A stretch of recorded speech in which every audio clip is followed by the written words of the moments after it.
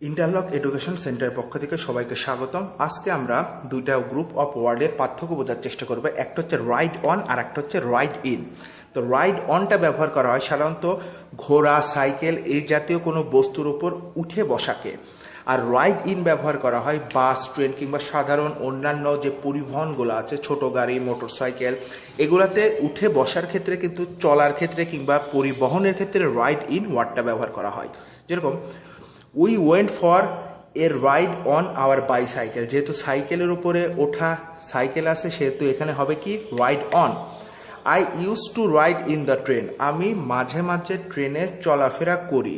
তো যেহেতু এটা বাস, ট্রেন, অন্যান্য সাধারণ পরিবহনের ক্ষেত্রে ইন, সেজন্য এখানে হলো রাইড ইন, এখানে কখনোই রাইড অন হবে না। আবার I often ride on house, আমি মাঝে মাঝে ঘোড়ার উপরে উঠি কিংবা চড়ি।